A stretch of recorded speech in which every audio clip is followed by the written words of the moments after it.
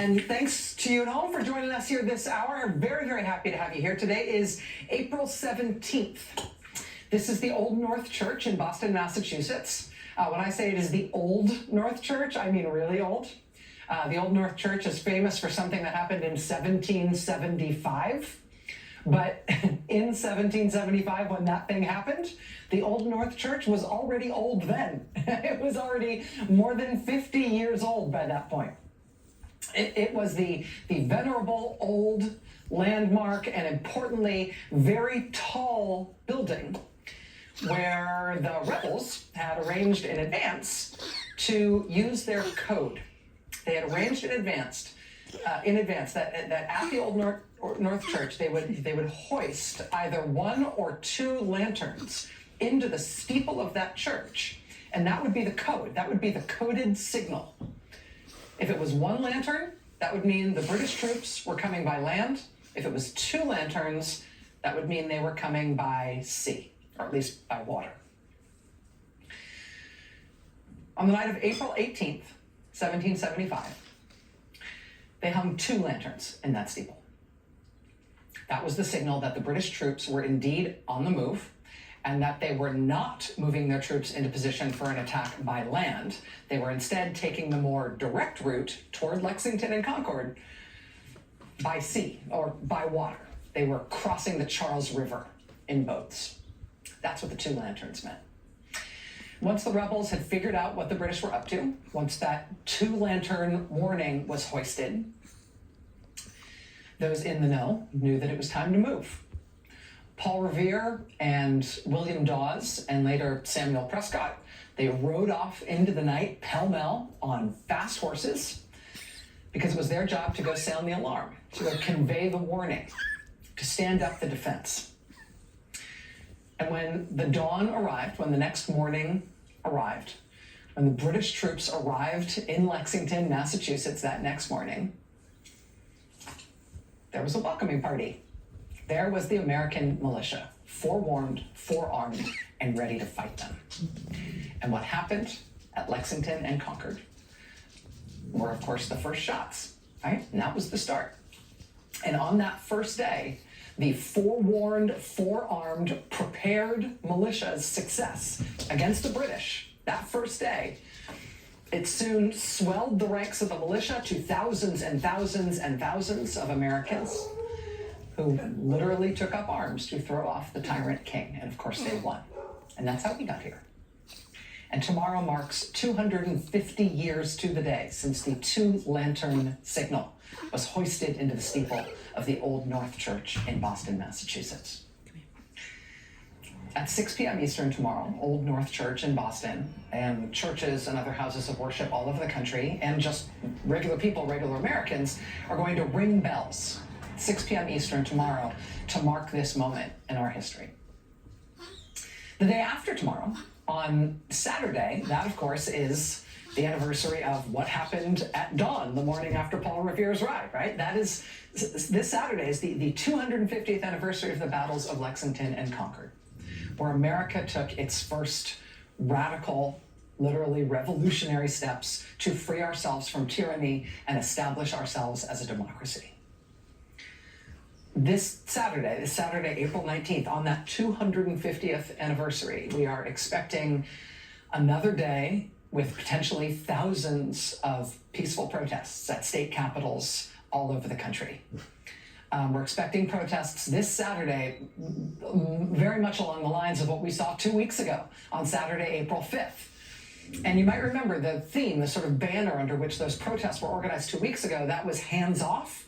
This weekend, this Saturday, perhaps inevitably, given the anniversary of the start of the American Revolutionary War, this Saturday, the banner for this weekend's peaceful protests will be No Kings. No Kings, national protest, April 19th. No Kings protests are expected, I believe, in all 50 states this weekend. Yet again, we are expecting thousands and thousands and thousands, likely hundreds of thousands of Americans to protest all together this weekend in every state in the country. Yet again, against our century's Old North Church moment, right? organizing our own efforts against the attempted authoritarian takeover of the United States government in our century. Americans figuring out what they can do. And of course, we are seeing protests every day, every day. I mean, these big days of protests like April 5th and this weekend, April 19th, but this was Augusta, Maine yesterday. On Wednesday, this was Augusta, Maine, farmers protesting against Trump's massive cuts to USDA funding and programs. And you know, farmers are busy, very busy people, particularly this time of year. Anytime farmers are protesting, it's kind of a thing.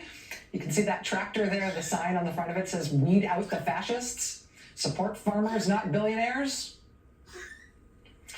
That was Augusta, Maine. This was San Diego, California yesterday, people protesting against cuts to the VA. Cuts to services for veterans, including lots of nurses out there protesting cuts to the VA from the Trump administration. This was South Dakota yesterday, outside an event where South Dakota Republican Senate Leader John Thune was speaking. People had tape over their mouths at this protest, protesting John Thune's silence in the face of Donald Trump's destruction of the U.S. government and increasing defiance of the U.S. Constitution. Red state, South Dakota yesterday. This was today in Washington. This was very dramatic.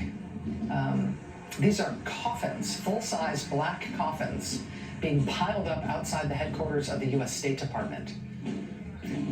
They brought 200 adult-sized coffins and 6 baby-sized coffins, each of which represents 100,000 people who may die because of what Secretary of State Marco Rubio and President Donald Trump did to the decades-old, wildly successful PEPFAR program, which was providing HIV medications to literally 20 million people around the world.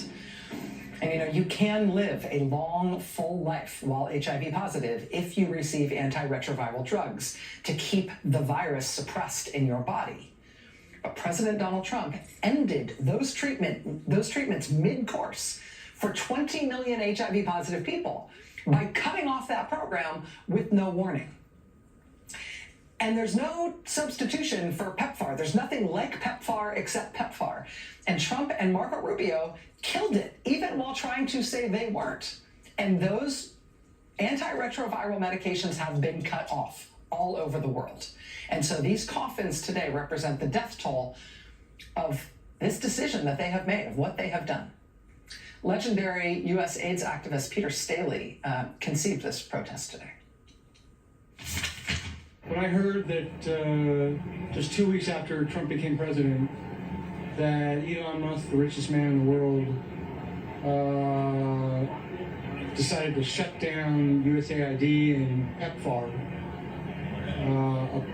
the best international foreign aid program ever launched by the U.S. since we rebuilt Europe after World War II. I knew that 20 million lives were now at risk. 20 million people with HIV around the world who were showing up to get their HIV meds refilled and finding the clinic door shut, which happened immediately. I just couldn't sleep. And I thought, it was like, does President Trump realize what Musk is about to do to his legacy? That he's going to relaunch the AIDS crisis around the world with millions and millions of more infections and deaths? I'm still not sure he does. And we're already seeing those deaths. And they're now estimated that it'll be 5 million deaths before 2030. 5 million deaths in 5 years, that's a Holocaust. It's just mind-numbingly frightening. That was today in Washington. Again, those hundreds of coffins brought and stacked up outside the U.S. State Department in protest of what the Trump administration has done to that program.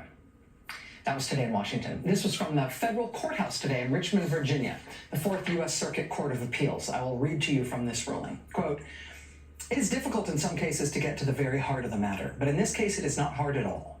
The government is asserting a right to stash away residents of this country in foreign prisons without the semblance of due process that is the foundation of our constitutional order. Further, it claims in essence that because it has rid itself of custody, that there is nothing that can be done. This should be shocking not only to judges, but to the intuitive sense of liberty that Americans far removed from courthouses still hold dear. The government asserts that Kilmer Abrego Garcia is a terrorist and a member of MS-13. Perhaps, but perhaps not. Regardless, he is still entitled to due process. If the government is confident of its position, it should be assured that that position will prevail in proceedings to terminate the withholding of removal order. Moreover, the government has conceded that Abrego Garcia was wrongly or, quote, mistakenly deported. Why then should it not make what was wrong right? Quote, the Supreme Court's decision remains, as always, our guidepost. The decision rightly requires the lower federal courts to give due regard for the deference owed to the executive branch in the conduct of foreign affairs. The Supreme Court's decision does not, however, allow the government to do essentially nothing. It requires the government to, quote, facilitate Mr. Abrego Garcia's release from custody in El Salvador and to ensure that his case is handled as it would have been had he not been improperly sent there.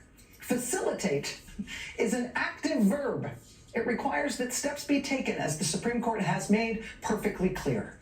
Facilitation does not permit the admittedly erroneous deportation of an individual in disregard of a court order that the government not so subtly spurns. Facilitation does not sanction the abrogation of habeas corpus through the transfer of custody to foreign detention centers in the manner attempted here.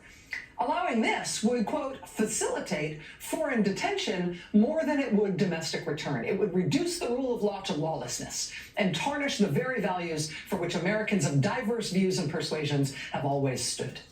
The government is obviously frustrated and displeased with the rulings of the court. Let one thing be clear. Court rulings are not above criticism. Criticism keeps us on our toes and helps us do a better job. Court rulings can overstep, and they can further intrude upon the prerogatives of other branches. Courts thus speak with the knowledge of their imperfections, but also with the sense that they instill a fidelity to law that would be sorely missed in their absence. If today the executive branch claims the right to deport without due process and in disregard of court orders, what assurance will there be tomorrow that it will not deport American citizens and then disclaim responsibility to bring them home? And what assurance shall there be that the executive will not train its broad discretionary powers upon its political enemies? The threat, even if not the actuality, would always be present, and the executive's obligation to take care that the laws be faithfully executed would lose its meaning. Today, both the U.S. and El Salvadoran governments disclaim any authority and or responsibility to return Mr. Abrego Garcia. We are told that neither government has the power to act. The result will be to leave matters generally, and Mr. Abrego Garcia specifically, in an interminable limbo without recourse to law of any sort. The basic differences between the branches mandate a serious effort at mutual respect. The respect that courts must accord the executive must be reciprocated by the executive's respect for the courts. Too often today, this has not been the case, as calls for impeachment of judges for decisions the executive disfavors and exhortations to disregard court orders sadly illustrate. Now the branches come too close to grinding irrevocably against one another in a conflict that promises to diminish both. This is a losing proposition all around. The judiciary will lose much from the constant intimations of its illegitimacy, to which by dint of custom and detachment we can only sparingly reply. But the executive will lose much from a public perception of its lawlessness and all of its attendant contagions. The executive may succeed for a time in weakening the courts, but over time history will script the tragic gap between what was and all that might have been. And law, in time, will sign its epitaph. It is, as we have noted, all too possible to see in this case an incipient crisis. But it may present an opportunity as well. We yet cling to the hope that it is not naive to believe our good brethren in the executive branch perceive the rule of law as vital to the American ethos. This case presents their unique chance to vindicate that value and to summon the best that is within us while there is still time. While there is still time. That ruling today, written by a high-profile conservative judge on the Fourth Circuit U.S. Court of Appeals. In case it's not obvious, the point of that ruling is to deny the Trump administration what it was asking for, which was an emergency stay to let them avoid what the courts have thus far very plainly ordered them to do. This ruling on the Kilmar Abrego Garcia case, in which the Trump administration has been ordered to bring him back to the U.S., this that I just read you, this comes on the heels, of course, of yesterday's ruling that it's not just Kilmar Abrego Garcia. The Trump administration has been ordered to retake U.S. custody of all these guys, of the hundreds of men who the Trump administration sent to El Salvador for potentially life imprisonment without any court's adjudication as to their fate inside the United States.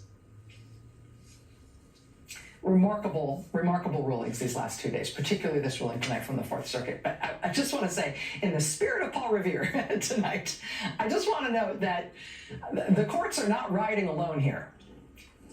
This stuff does not happen in a vacuum. You ask scholars of authoritarianism and dictatorship, and they will tell you that it's never just one thing that works in terms of resistance. It's everything together. And in our country, specifically on this issue at the sort of sharp end of the stick here on immigration, we really are seeing all kinds of resistance and strategic refusal and sounding the alarm all happening all at once, and it is mutually reinforcing. When you start seeing it come from all directions, it feeds on itself, it gains momentum, it gets bigger. And right now it is everywhere. It is in the courts.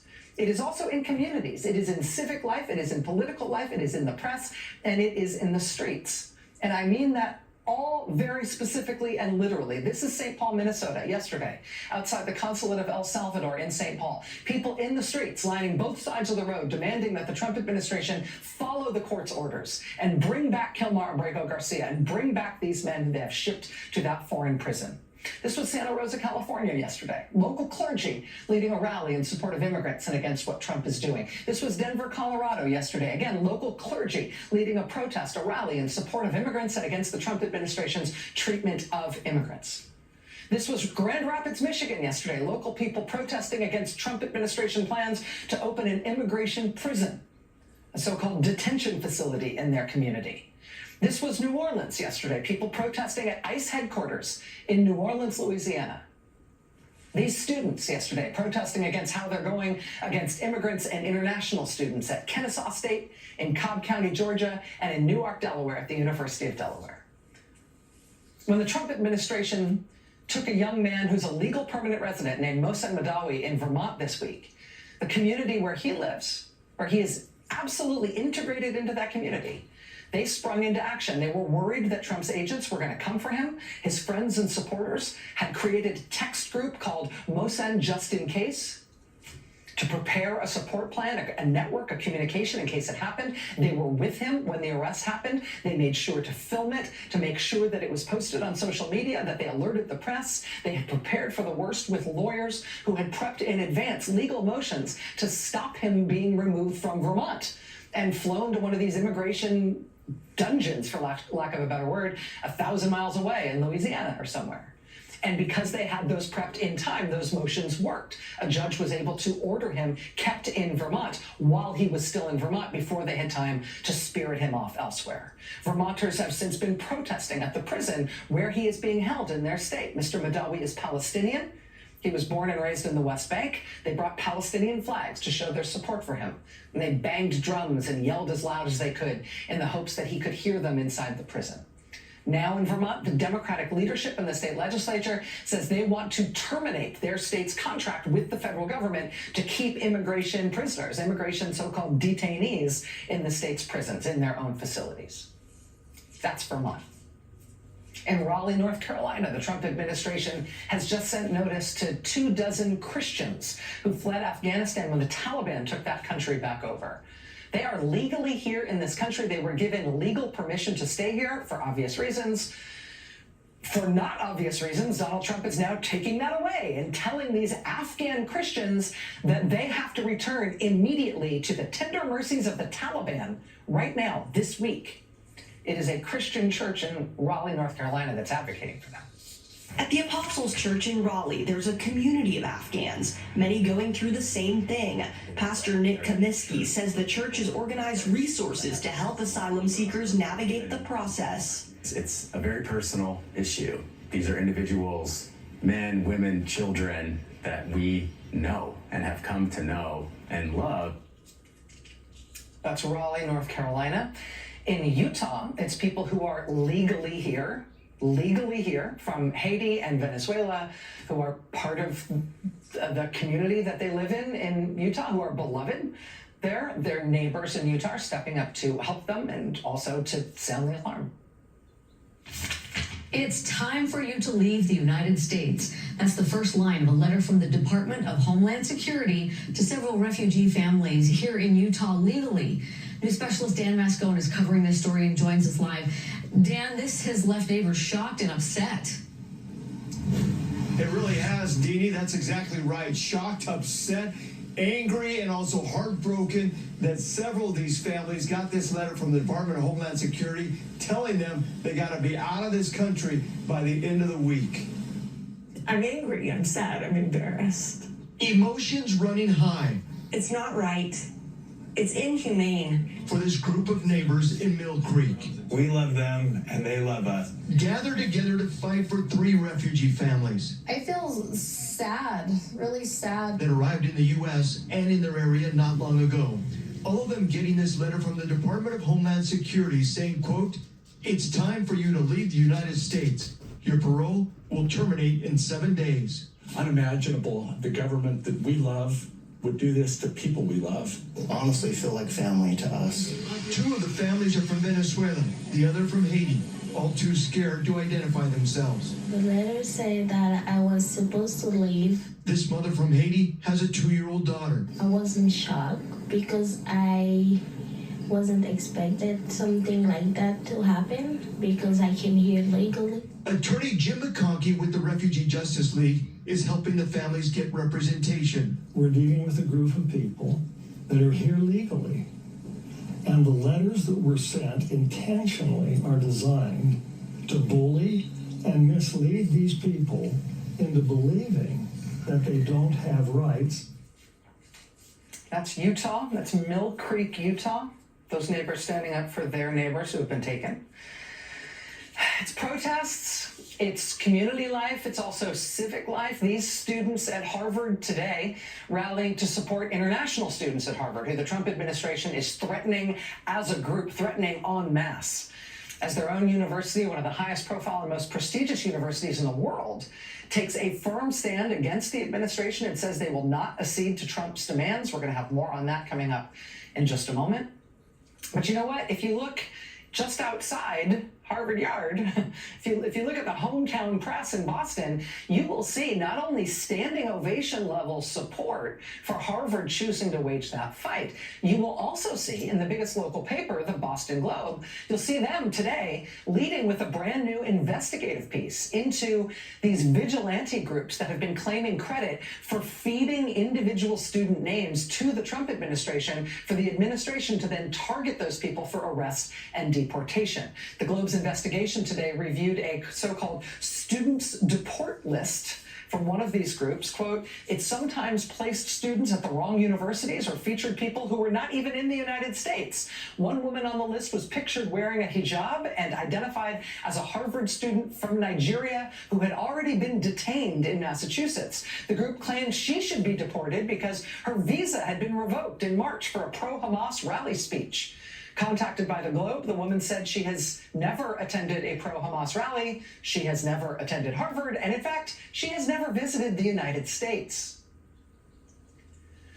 An hour south in New Bedford, Massachusetts, the local NBC station Channel 10 has dug into this horrifying video in which ICE agents smashed through the window of a car to drag a man and a woman out of the vehicle.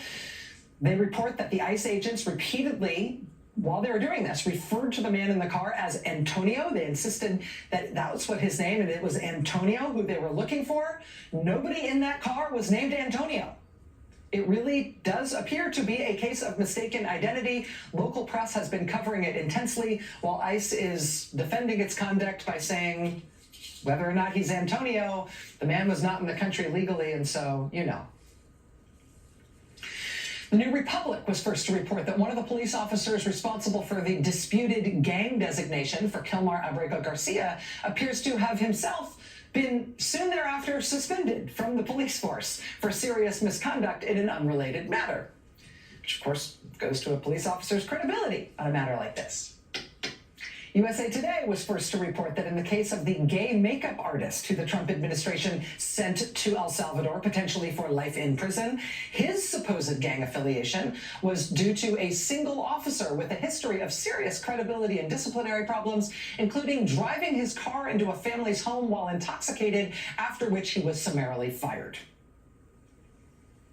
Now we've got increasing press coverage of the Trump administration sending get out of the country immediately letters to at least 3 U.S. citizens, 2 of whom are lawyers in Massachusetts and 1 of whom is a random doctor in Connecticut. All of them American citizens, all inexplicably told by the Trump administration that they must get out of the country within a week. And all of this press coverage, while it's depressing because of the subject matter, it is also incisive investigative press coverage. And it does have the effect of exposing the shambolic and slapdash and utterly incompetent behavior of the Trump administration as it embarks on this cruel and unconstitutional adventure for which it wants to be feared and respected. And instead they look ridiculous and cruel in equal measure. And that has the effect of shaping public opinion about what they're doing. And that fuels not just protests, and lots of them, but also lawsuits. Reuters reporting that on Tuesday alone this week, federal judges in at least 7 states issued orders blocking the Trump administration from acting against international students that it is trying to arrest. Lawsuits in Massachusetts, Montana, Wisconsin, Washington, D.C., New Hampshire, Michigan, everywhere, and more filed every single day. Those legal roadblocks tend to turn up information. The tide of incisive investigative press about what the administration is doing turns up yet more information about what Trump is doing and who he's hurting. And all of that information builds the public case, further galvanizes more public opinion against them and more protest against them. And you know what? If you keep eventually going like this stuff snowballs and it builds on itself. And eventually you are going to embolden elected officials to make them believe that it is time they better take action. And eventually you are going to end up with a U.S. Senator in El Salvador himself trying to get his constituent out of there. And on that front, we have breaking news tonight. Just as we are getting on the air tonight, we have learned that Senator Chris Van Hollen, Democrat of Maryland, has been able to meet with imprisoned Kilmar Abrego Garcia. The government of El Salvador posting 3 photos online of the senator meeting with Mr. Abrego Garcia a short time later. Senator Van Hollen confirming that he did have a chance to meet with his constituent. He said, quote, "I said my main goal of this trip was to meet with Kilmar. Tonight I had that chance. I've called his wife, Jennifer, to pass along his message of love. I look forward to providing a full update upon my return." It is unclear where that meeting took place. It is unclear what Mr. Abrego Garcia's current status is. We're working on getting more information from Senator Van Hollen's office. We will bring it to you as we get it. But no, none of these things on their own is enough. But all of them together are really something. And all of them together just might be enough, right? 1 of my land, 2 of my sea. Fast horses, a relay of riders to alert everybody along the way, everybody ready to do their part. We've had 250 years of training for this. We know what to do.